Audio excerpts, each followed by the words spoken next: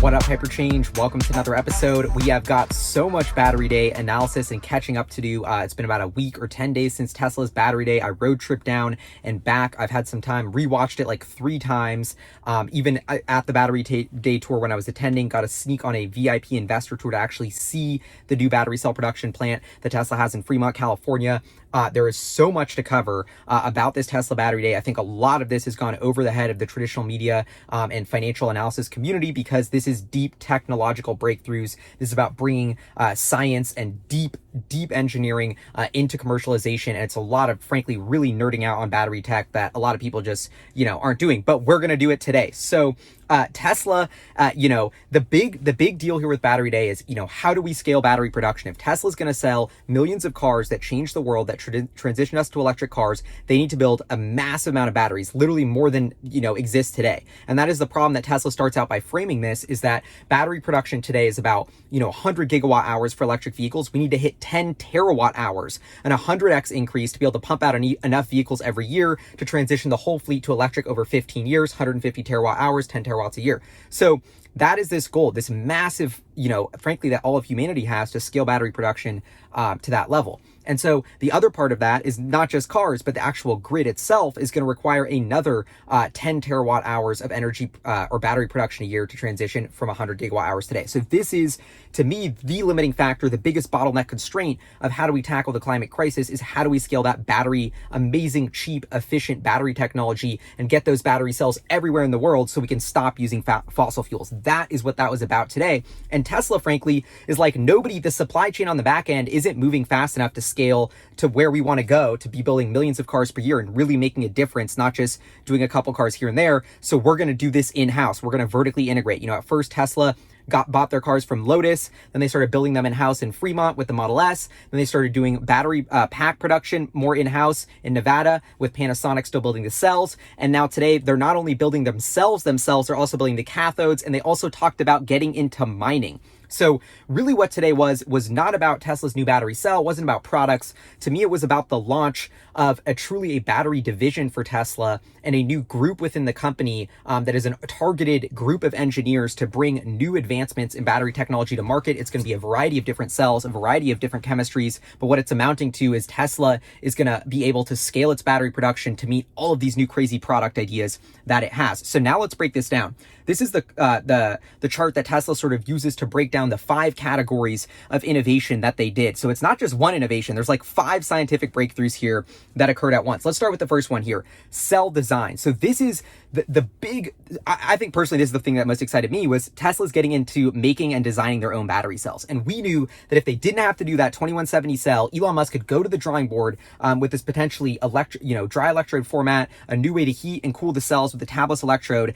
They could design a much bigger cell. So basically, the biggest thing about the cell redesign, and forgive me, I'm not a battery expert, I'm a little over my head here, but I'm trying to do my best, but is the removal of the tab. Every single battery cell has this little tab thing that requires, and all the energy funnels through that. And it's a big sort of bottleneck for the entire way the battery works. And so the biggest breakthrough that Tesla has with their cell is this tabless electrode. It looks beautiful. It's like all these little sheets, simpler manufacturing, fewer parts, 5x reduction in an electrical path. And so it looks like a bunch of mini tabs essentially stacked into one, rolled into this, but it's so much more efficient than the current cell. So Tesla unveils this incredible new cell for the 4680, essentially, 46 by 80 millimeters, 6x power, 16% range increase, 5x the amount of energy. So this is the new battery cell that is frankly the unbelievable game changer. And basically because they've unlocked this new heating and cooling mechanism for the cell and this tabless architecture, that's allowed them to do the bigger cell, which everybody knows could mean that they could squeeze more energy into these packs. And so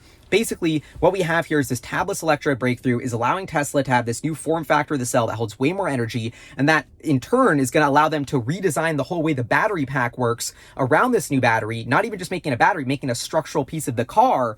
But we're going to get into that in a sec. Huge shout out to the limiting factor, one of my YouTube buddies who I had on this channel a while ago. He nailed this, and he has incredible deep dive technological videos if you want to get more into that. But then, so Tesla shows us that, And then we go into the next part of this, the actual cell factory, how these battery cells get produced, not just designing the cell on paper, but how do we actually build this thing? And this is the part to me that when I got the tour of, I was totally blown away. And when Drew says like, this isn't a pilot plant, like we're actually building these cells down the road. That's what I love about Tesla. They don't just show it, they're doing it. They're building this massive production plant there. And a lot of it starts with the electrode, which typically is a wet process. They bought Maxwell Technologies, as you know, if you've been following Hyperchange, and they've innovated with the dry electrode. They showed us a really cool video about how they use that dry process to turn powder into film. And this is a revolutionary way that allows them to speed up the manufacturing of their battery technology. And then they have this high-speed continuous motion assembly, which I saw in person. I mean, this is just insane. The way the speed is just,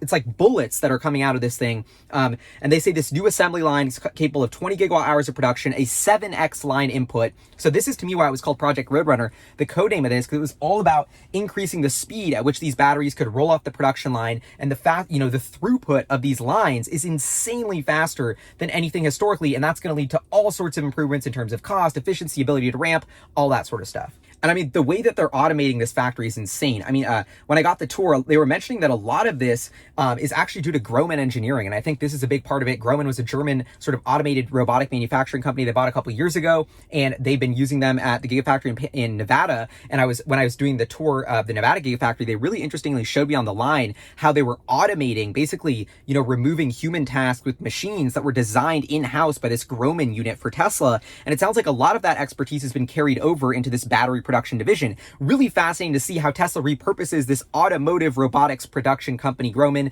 into battery cell, parts. And they've really, turned this Grohmann engineering company into like a crazy R&D powerhouse that's building all these massive machines that go into the Tesla factories. Anyway, that's something to nerd on out right there. But then the craziest part about all of this is this new cell and the new way to produce it. This is the part that blew my mind. They say they're gonna be able to hit 100 gigawatt hours in 2022 and 3 terawatt hours by 2030. First of all of Tesla right now to build 500,000 cars is doing about 35 gigawatt hours of battery production. They're saying with this new cell, they can get to triple that capacity in 2022. I totally think it's way too good to be true. I mean, this is insane. That would be 100 gigawatt hours. That's 5 of these production lines that can each do 20 gigawatt hours each. I guess they're going to do 1 in Fremont. They're going to set up 4 in Austin is my guess, or maybe a couple in Berlin too. But I mean, this is insane. To me, this is the stat that totally blew me away, is that this is a lot. And I think they were sandbagging how ready this is for commercialization, not to Osborne effect new products. Because the fact is, if they can get to 100 gigawatt hours in 2 years, I mean, the amount of novel shit Tesla's doing here of scaling this battery from, new cell design, new way to build the cell, new cathode production, like all of these different puzzle pieces going into commercializing this cell. It's going to take a lot to actually get it into commercialization, into a working product at all. And the fact that they think they can hit 100 gigawatt hours, and this isn't even just Tesla. This is just Tesla's internal cell production. You talk about what they're doing with CATL and Panasonic. That's another 1 million cars a year worth of battery cells they're going to be getting by 2022 from those partners.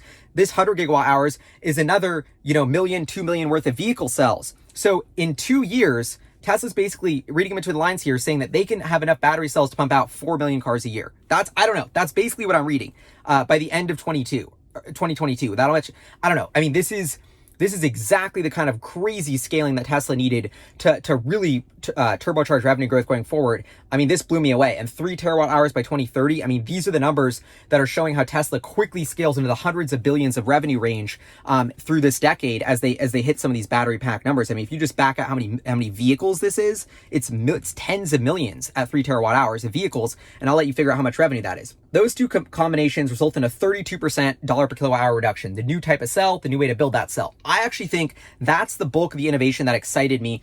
This next part in the anode materials, they're using silicone, which usually expands and doesn't work. They have some new way where they calculate in the expansion. So I don't know, this is a little over my head, but it's only a 5% cost reduction. I don't know. I didn't know enough about the silicon anode part of it. You can leave that below. But I thought the next part of this was very interesting, which is how they talk about the cathode and this diversified cathode approach to have sort of a bifurcated different battery strategy for each type of product. And if you think about it, I think this is brilliant. The Model 2 doesn't need as much stress on its batteries as semi-truck. You can put a cheaper battery in there, charge less for it, versus, the Cyber or Semi, where you need to pull up these crazy weights, you need to have all this performance, you need to have a different battery cell, you want the nickel-based cell versus the iron-based cell. So, and then nickel manganese for that sort of in-between long range. So I think it's really cool to see how Tesla's bifurcating this battery approach for different needs for different vehicles. And it's obviously, I think this slide to me shows that beyond the Plaid Model S, you might be like, well, what are the first cars these new battery cells are going into? It's going to be the Cybertruck and it's going to be the Semi coming out of Austin. That's why I think they're going to set up all these battery production lines in Austin, which is what I've been saying pre-battery day, honestly.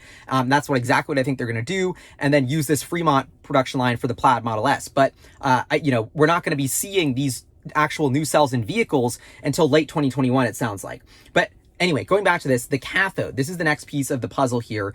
The way that cathode production works, and I've said this before, but and Elon says in the presentation, that little nickel atom goes around the world 10 times before it actually gets in the car, because, you're mining it and then you're shipping it to China to get turned into a cathode, then you're shipping it here to get turned into a cell, then you're putting it here to get in the car, then you're shipping the car to the person. I mean, it's crazy. And so Tesla has this vision, and this is what I was not expecting. I was expecting the new cell, I was expecting the new cell production plant, but the new cathode, this is another step of vertical integration that to me was 5 years down the road that Tesla just swallowed up now. Savage. And now, instead of shipping it to China, they have the cathode production site on plant, or the cathode production site right there as part of the Fremont plant.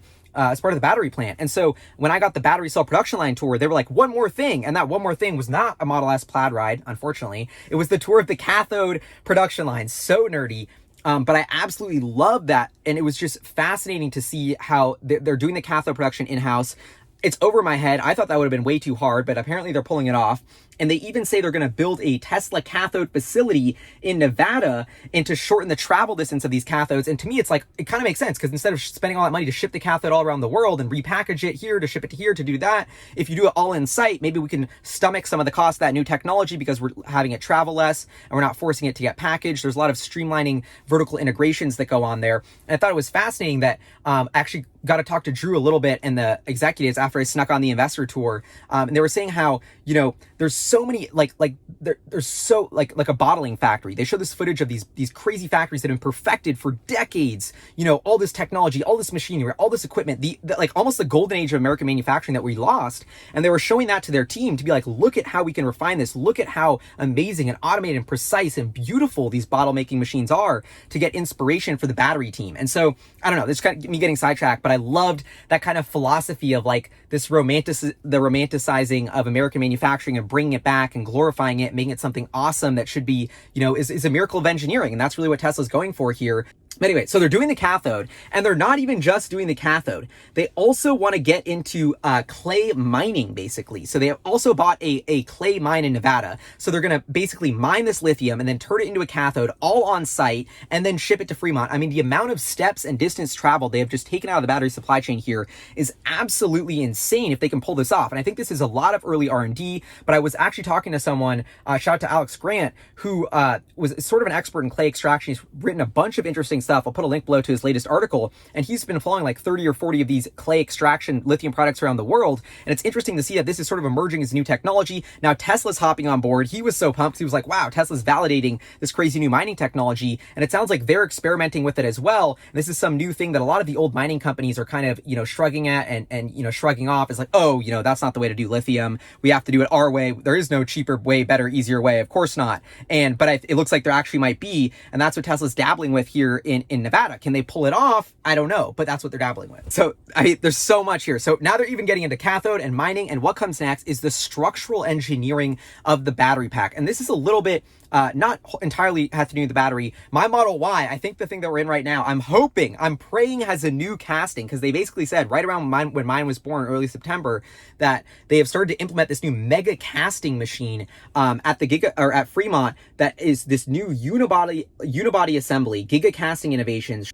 It's a new alloy with no heat treating or coatings. They've literally developed this new type of aluminum to do this. I mean, this is a wild technology that Tesla has to stamp the entire piece of the car in one move. I mean, it's so cool. But why that has to do with the batteries is it allows this crazy new structural engineering of the entire way the battery pack works. And along with this, they've removed, basically, this is cell-to-pack technology. They've removed the modules, all of that stuff, all this structural sort of filling, and they literally just have the cell and the structure. And so now the battery cell is actually a structural part of the car, sort of contributing to how the car, the rigidity of the car. And they have this really cool slide that shows that, and then you can see it maximizes the space. You can squeeze more battery cells in because you don't have the module, and you don't have to have structural support, because the batteries are that structural support. So it's so simple, it's so genius, it's so first principles, it's so Elon Musk. And he has this crazy thing about how when you squeeze in the batteries and make them tighter in the more center of the car, it adds this sort of je ne sais quoi of how you drive it. It feels better and tighter because the center of gravity is there, like a ballerina. When you tuck in, your spin's going to be better, I guess. I don't know. Anyway, the point is, I totally buy that. And if you feel that the tighter, more lower of center of gravity battery pack is going to improve the driving experience as well, and it makes it less likely for the batteries to get impacted in a collision because they're tighter in the middle of the car. So lots of crazy shit announced there. Excuse my French, but I mean, the entire way they're thinking about structurally redesigning the car with these cells to just maximize every inch. I mean, when you look at the GM or Jaguar, these cars that I've seen in Detroit at Monroe & Associates, they rip these cars apart. I mean, the amount of wasted space, they're literally running this car on the same production line as ICE vehicles. They're taking out the ICE engine, just plop it in a battery where they can fit it. I mean, the level of engineering versus Tesla, who starts from scratch and first principles to maximize every little square inch. I mean, it's a revolution in manufacturing that is just so far ahead of what anybody's doing here. Almost every single one of these innovations is literally cutting edge, totally paradigm changing in its own right. Adding all of this up, we get a 54% increase in range. I mean, huge potential here with these new cells, a 56% reduction in the cost per kilowatt hour, and a 69% a reduction in the investment per gigawatt hour of production capacity. So basically they're saying we're going to get cells with way more range that we can build for way cheaper, that production lines are easier and cheaper and faster to set up. It's the holy grail. It sounds simple, but what the secret sauce here is Drew and Elon and an army of the smartest engineers in the world cranking around the clock for years in stealth mode on this project to bring battery cell production house, rethink how all of it's done. And when you think about Tesla, for 15 years of battery experience, dealing with these electric cars, billions of miles traveled, billions of miles, real world miles on their cells, working with all these suppliers, they have so much experience and expertise in actually putting 1 million electric vehicles on the road for billions of miles that nobody has. And that learning and that expertise and that failing of each step of working on this technology is what has led to all these innovations and this incredible success. The only way Elon and Drew could have schemed this up is if they had been working on this for 10 or 12 years, and it's the cumulative knowledge of Tesla is insane. And now that they have so much money, they're not resource constrained, they have billions of dollars in the bank to fund what is essentially this battery Skunkworks division that is already coming up with this. I mean, now Drew just has more money, all the best engineers in the world are even more hyped to go there. Tesla's billions of dollars to spend on this. It sounds like they've already got a production line working for a certain amount of cars. That Plaid Model S that just set the Laguna Seca record, it looks like that was using those cells. So, I mean, I think Tesla's is significantly downplaying. I mean, okay, here's my yin and yang. Yin and yang one. I think Tesla's Osborning. They don't want to Osborne their products. They're totally downplaying how big of an impact this is going to have. They didn't want to say the Model Y is going to have 500 miles of range with these new cells. They don't want to say how dope the Model S Plaid is going to be. They don't want to hype it up too much because they don't want to kill sales of their current cars today. So that sort of, I don't know, that makes me think that they were sandbagging it and they're actually way ahead of the curve. On the flip side of that, I'm also like, wait, this is a totally new battery technology from scratch. Panasonic, the cells in this car right here, have been in production for decades and decades. Like that bottling plant that we saw that took decades to refine, to perfect, that is what Panasonic has done. For Tesla to scale this novel technology on so many levels, production, cell design, tabless, cathode, all of that in a new cell, and actually get, like Elon says, from lab to pilot where they're at now to mass scale working in a car, I still think that's a long way to go to get the reliability and the yield to get there to really commercialize it. And so, I don't know, that's my yin and yang, was how much of this are they downplaying to Osborne, or how much is Elon and Drew being too optimistic about really scaling this? And so the 100 gigawatt hour number in 2022 is absolutely blowing my mind, if that is even remotely possible. If they could even do 20 working gigawatt hours by the end of 22, I would be pumped. And because of just how big, and Elon Musk even says that here, like, for people who know cells, for people who know batteries, this is an insanely big deal, an insanely big innovation. And that could not be more on point. I mean, this is something that Panasonic, CATL, BYD, LG Chem, Ford, GM, Amazon, Apple, every single company in the battery world has been trying to commercialize and do what Tesla's just about to do, and they can't. So that shows you how much expertise and engineering and knowledge is really in this company. And just frankly, the amount of technology here is insane. And so what is this really going to enable? a lower cost trajectory in the dollars per kilowatt hour of the battery pack. So now that we can get lower in the cost trajectory of the way this all works, Tesla is going to be able to drop the Model 2, or that's what I'm calling it, the $25,000 car. To me, this was one of the biggest things to come out of this meeting. If you're an investor, if you're a long-term investor like me, Tesla, if they're going to be worth trillions of dollars, they're going to be making tens of billions, of hundreds of billions of cash flow, right? Or whatever. They have to make a lot of cash flow to justify these valuations in theory. So how are they going to do it? It's no product that exists today. It is, or maybe it's the Semi and Cybertruck, but it's really the Model 2. It's the autonomous $25,000 car that's going to have the new 4680 cell in it, that's going to be driving us all around every city on the Tesla network. And that's going to be getting everyone from A to B. You know, I'm using my iPhone right now to record this. I'm on my phone all day. I'm ordering everything on Amazon. Those are trillion-dollar companies. I Google everything. You know, for Tesla to really hit that mass market, for it to be that game-changing trillion-dollar company that we all want it to be, it has to be moving a huge portion of humans around. And it's not moving. And I think the way to unlock that is an autonomous $25,000 car. And that is what this battery cell and battery division are going to enable, is the mass scale production, the technology behind bringing a $25,000 car to market profitably and being able to sell 10 million of them.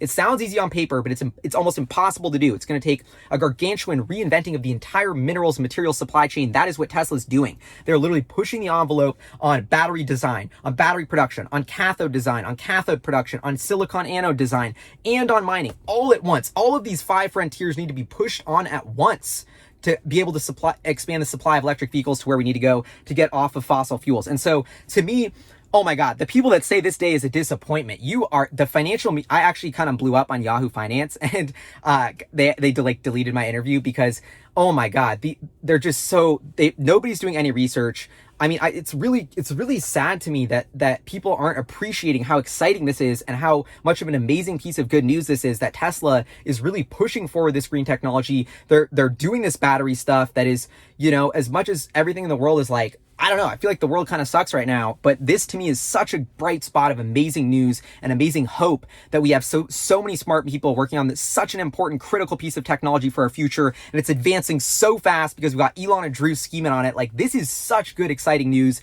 and for the world and the planet, and then also for shareholders, because now we know how that $25,000 Model 2 is going to be achievable. We know they can make 10 million of those that can be robo-taxis that are generating hundreds of billions of cash flow to achieve that valuation that we all need to get our investment returns from here or whatever. So I think that is all so exciting. And anyway, you know, I'm going to be very curious to see where we go from here, because I think we're still a long ways from commercializing this cell. Plaid Model S, late 2021, Cybertruck, late 2021, Semi, 2021. Like, we're still a year away from all these products. Those are the first 3 cars, in my opinion, that will have this new cell. And so I still think maybe there's a couple more roadblocks to go. I don't know. I'm really deep down. I'm conflicted between Tesla downplaying this to Osborne and them being too cocky about scaling a totally game-changing technology. But I mean, it's not about the 4680 cell. It's not about this generation of equipment they're on, which is version 4. It's about the pace of innovation. Tesla is moving so quickly at this battery technology. Like I said, it's not the battery cell, it's the battery division. That to me was the big takeaway. That's what I got from talking to Drew, is that it's really this in-house team within Tesla that is going to continually push and commercialize these breakthroughs is insane. They also talked about recycling, and I thought it was really interesting about how once we produce enough electric vehicles to be on the road, then we're just going to recycle all the old electric vehicles to use the materials for the supply chain, and we can stop mining. Even the way Tesla's mining of, you know, getting all this lithium from the ground in Nevada, cathode production on site, it's a totally drastically more decrease in the amount of fossil fuels per, like, you know, pound of lithium to mine. I mean, just so, you know, I don't know. I guess that's another big takeaway here is the ethos of Tesla. Like, you know, Tesla puts out their impact report. Everything Tesla does is really with sustainability in mind, and it's like down to their core and the culture and their ethos. And that is so different than every other automotive and company out there. But that is truly like, you know, Tesla is the only company in this industry that I believe is doing the right thing when no one's looking. You know, they're always trying to reduce their water usage. They're always trying to minimize their impact. They're always trying to put more renewable energy on their factories. They're always trying to, you know, I don't know. It's not just their mission, but you can see how they actually do that in their actions. And that the way they talked about all of this, I don't know. That was so inspiring to me. Another big takeaway here was what Elon said about the most important thing in the long run is Tesla will be better at manufacturing. That is our key competitive long advantage moat. But I think also for long-term competitiveness, eventually every car company will have long-range electric cars. Eventually every company will have autonomy. I think, but not every company will be great at manufacturing. Tesla will be absolutely head and shoulders above anyone else in manufacturing. That is our goal.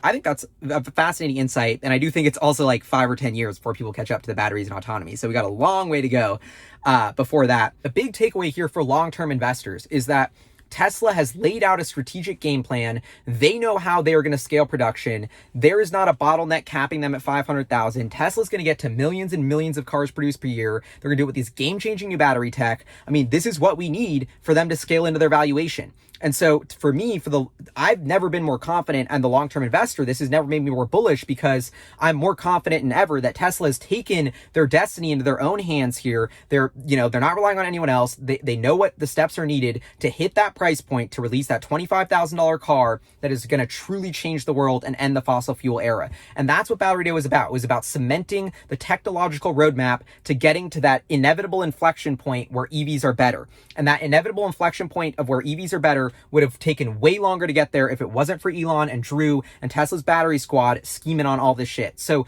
that is why this is so important, is because it's about accelerating the transition to renewable energy. And every year that we move faster to green technology, to green energy, we're saving so many long tail effects for our kids, our grandkids, and all of that stuff in the planet. And so I don't know. That's my big takeaway here is this is good news. Like, there's not enough good news in the world, but Tesla showed us 2 hours of it that we can barely wrap our heads around. 5 in savage game-changing innovations in the world of battery technology. They have gone from a 2 to 3 year lead, in my opinion, of the battery cells in this car versus anything else on the road. It's now a potentially 5 to 7 year lead when they begin commercializing their new cells.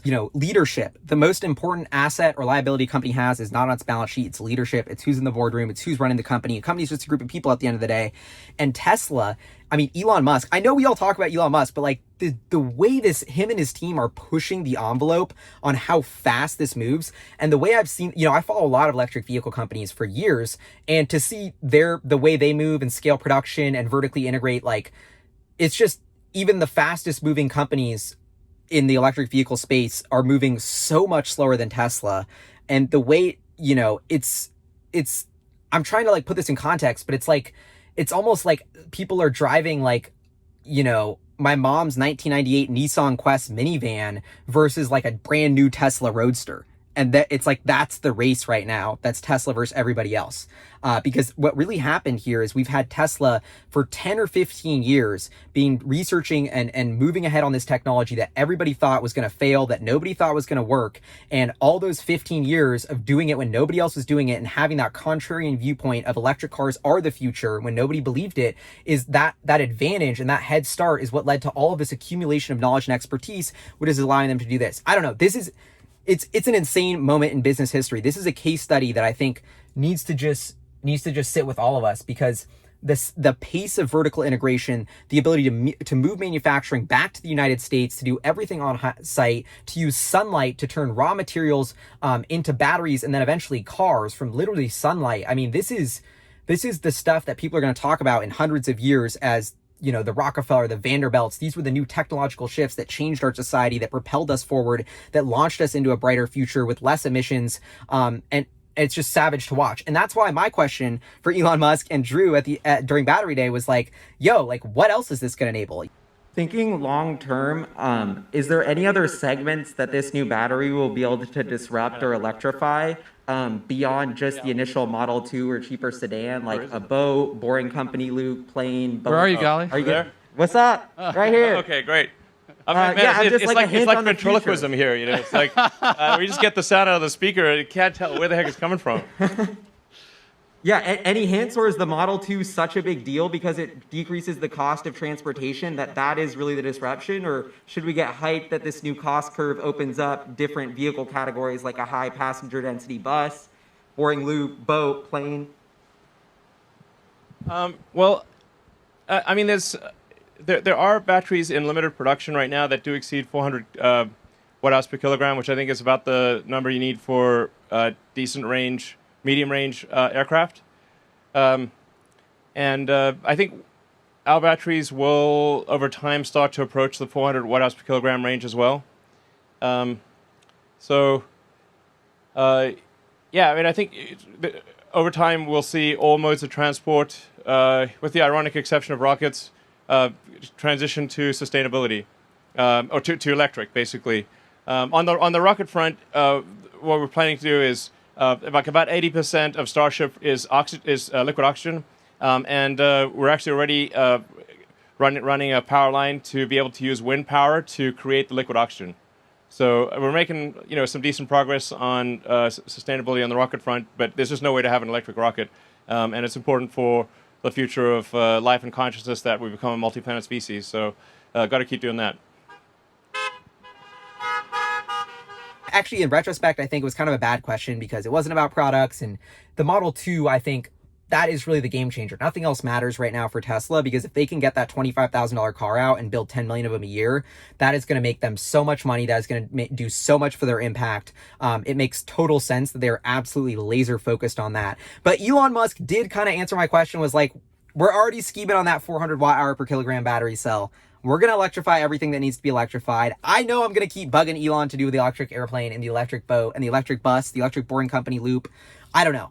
This battery unlocks all of that. This battery division is going to unlock all of those future products as well. And so I know they didn't want to talk about them, but yes, I think a Tesla airplane is coming. If it's not, it's because they're going to do a jet under some other company. Maybe SpaceX will do it. But I think, this Tesla's battery division, that Drew is leading, this thing is going to come up with a 400 watt hour per kilogram battery, and it's up to Elon whether they put it in his VTOL jet or not. And so that is pretty exciting. I also think the semi-truck, the validation that this is a new battery cell, that it makes me think that the electric semi-truck market for Tesla, I think financially is something that to really focus on in the near term if they can scale battery production, because, nobody's ever going to produce an electric semi that competes with Tesla unless they come up with this cell.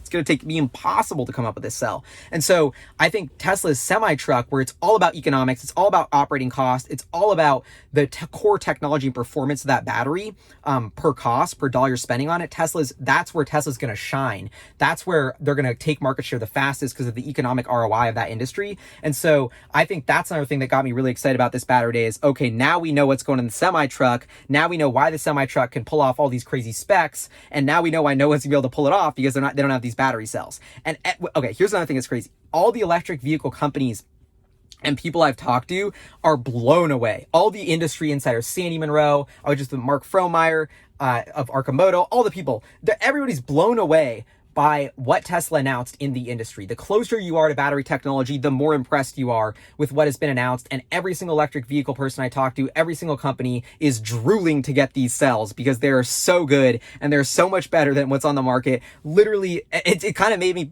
like so bullish on Tesla and what they're doing and how incredible this is, because you hear just the amount of, I don't even know what Ford and GM are thinking. If I was them, I would be getting on the phone with Elon begging them to buy batteries. But anyway, I don't think that's going to happen. So, okay, folks, that wraps up my battery day analysis. Hyperchange. I'm going to have so much more battery Tesla content coming your way. You already know, so subscribe if you haven't already. But I would love to know what you thought of battery day in the comments below. Please leave it. I want to know everything. I'm still researching, doing my homework. There's so much to learn. So anyway, I'll see y'all next time.